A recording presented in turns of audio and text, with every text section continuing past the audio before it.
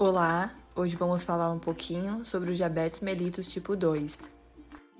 Assim como o tipo 1, o diabetes tipo 2 é caracterizado pelo excesso crônico de açúcar no sangue, o que desencadeia uma série de complicações, desde infarto até a perda de visão.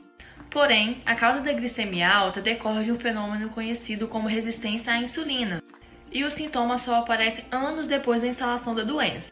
Hora de conhecer mais sobre esse problema, que representa 90% dos casos de diabetes no Brasil e é mais frequente em adultos. O que é o diabetes tipo 2? O tipo 2 começa com a resistência à insulina, o hormônio que ajuda a colocar a glicose, nutriente vindo dos alimentos, para dentro das células. Em outras palavras, esse hormônio é produzido, mas não consegue atuar direito. Para compensar a situação, o pâncreas acelera a produção de insulina, mas isso tem um preço. Com o tempo, o órgão fica exausto e as células começam a falhar, até que um dia não dá conta mais da sobrecarga. É aí que o açúcar no sangue dispara e fica permanentemente alto. Amanda, sou do curso de farmácia, do terceiro período. Vou falar um pouco da diabetes, o que ela causa no organismo. A longo prazo, a glicemia elevada pode causar sérios danos ao organismo, como retinopatia, ou seja, danos à retina, tecido no fundo do globo ocular que leva à cegueira. Falência renal. O diabetes é uma das principais causas de indicação para hemodiálise no país. AVC, neuropatia periférica, comprometimento dos nervos que influenciam na sensibilidade. Para prevenir isso tudo, o controle da glicemia protagoniza o tratamento. É fundamental dizermos que estamos falando de uma enfermidade silenciosa, ou seja, na maioria dos casos, os sinais e sintomas aparecem somente quando ela já avançou demais. Por isso é fundamental checar o nível de glicose no corpo de tempo em tempo. De qualquer modo, tem que ficar atento a sede excessiva, boca seca, vontade de urinar constante, perda de peso, feridas que demoram a cicatrizar, cansaço, entre outros. Olá, me chamo Vitória Dias, estou cursando o terceiro período de biomedicina. Agora eu vou falar um pouquinho com vocês sobre o tratamento.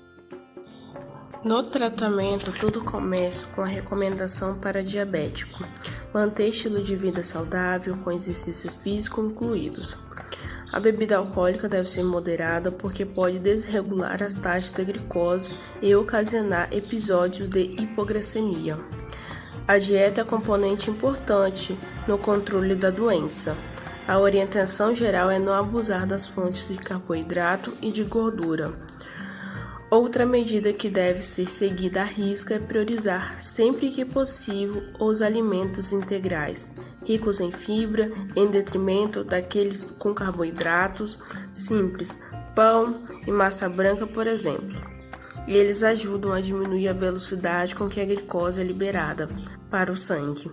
Doces não estão completamente vedados, mas o controle do açúcar deve ser sempre mais rígido. Ele não está proibido, porém, adoçantes são alternativos, menos preocupantes. O acompanhamento médico e os exames laboratoriais vão mostrar se as escolhas na hora de se alimentar, da prática de exercício e o tratamento indicado pelo especialista estão mostrando efeito, contendo a doença, ou se não há nenhuma complicação à vista. Os medicamentos em geral, o médico receita remédios conhecidos como antidiabéticos orais. São diversas classes que atuam em várias frentes metabólicas para regular a glicemia.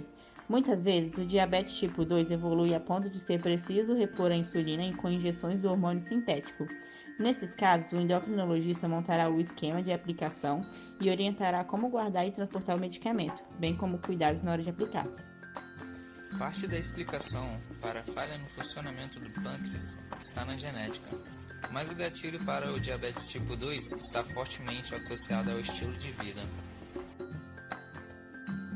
Maus hábitos alimentares e sedentarismo desencadeiam uma das principais causas da doença, a obesidade.